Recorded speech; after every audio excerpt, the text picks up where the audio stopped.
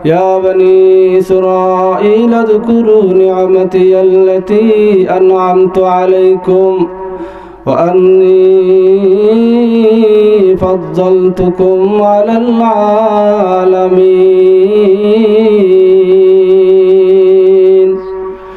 رب العالمين فرمائن ہے بنی اسرائیل درরা ہے ইহুদিরা আমি আল্লাহ পাক রব্বুল আলামিনে তোমাতানরে যত ধরনের নিয়ামত দান করছি তোমরা এই সব ধরনের নিয়ামতরে তোমরা স্মরণ করো অর্থাৎ তোমরা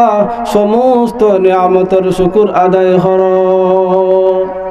এই আয়াতের মধ্যে আল্লাহ পাক রব্বুল আলামিনে বনি ইসরাইলকে যে হুকুম দান করছেন সেই হুকুমটা আমরার উপরেও প্রয়োগ তারা যেভাবে নিয়ামতের শুকর আদায় করতা আমরা মুসলমান জাতীয় এই নিয়ামতগুলোর শুকর আদায় করতাম আল্লাহ কইরা বান্দা হল তোমরা কি করো আমার নিয়ামত হল তোমরা কি করো শুকর আদায় করো আমরা তো মনে করি নিয়ামত বলতে শুধুমাত্র ধন সম্পদ অর্থ করি টাকা পয়সা ওগুলোর আমরা কিতা করি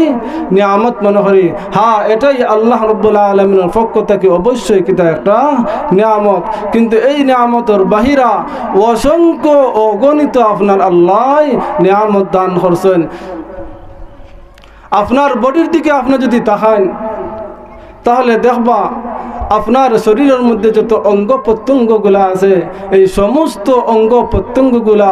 আল্লাহর পক্ষ থেকে এক একটা নিয়ামত সুবহানাল্লাহ দুনিয়ার এমন কোনো মানুষ নাই আল্লাহ পাক রব্বুল আলামিনে যেভাবে একটা অরিজিনাল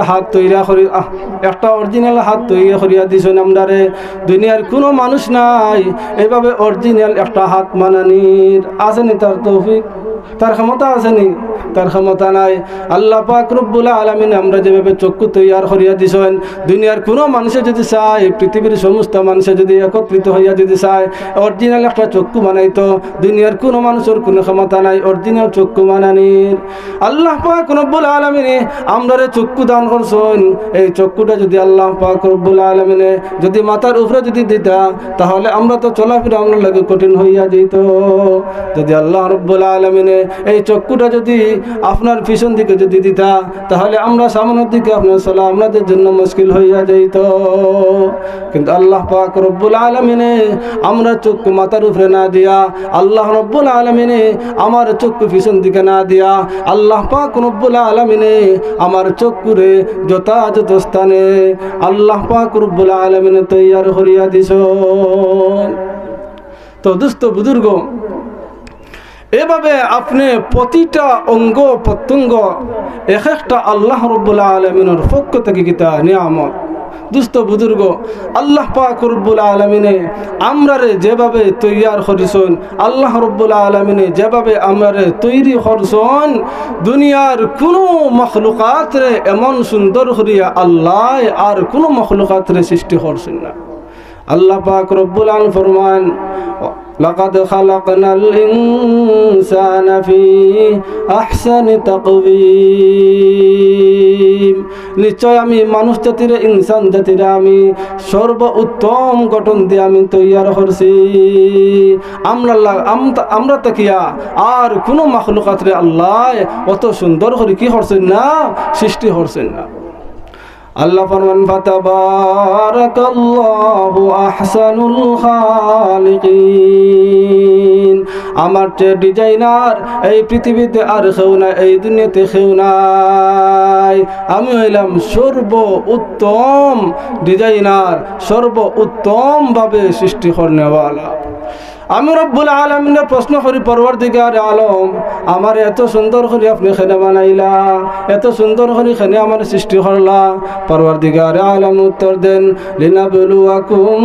আইয়ুকুম আহসানু আমালা ও আমার বান্দা আমি তোমার এত সুন্দর করে খেনে সৃষ্টি করছি এজন্য আমি তোমার এত সুন্দর সৃষ্টি করছি খার আমলটা কত বেশি সুন্দর এই সুন্দর আমলটা দেখার জন্য আমি মালিকে আমি আল্লাহ তোমারে সর্ব উত্তম ভাবে সর্ব উত্তম গঠন দিয়ে আমি আল্লাহ তোমার সৃষ্টি করছি আল্লাহ রব্বুল আলামিন আমার দেহর মধ্যে যে অঙ্গ প্রত্যঙ্গগুলো আল্লাহ রব্বুল আলামিন আমার তৈয়ার করিয়া দিয়েছেন, সৃষ্টি করিয়া দিয়েছেন এত সুন্দর করিয়া। পরওয়ারদিগার আলামিন ফরমায়, ও আমার বান্দারা, তুমি যদি তোমার দেহ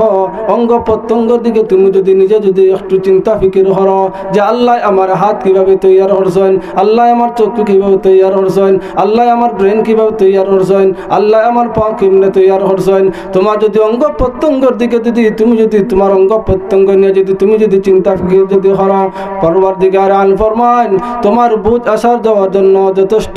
তোমার হেদায়েত এসে যাওয়ার জন্য যথেষ্ট। শুধুমাত্র তোমার বডি নিয়ে তুমি চিন্তা ফিকির করো। আল্লাহ ফরমান, ওয়াফি আনফুসিকুম আফালা তুবসিরুন।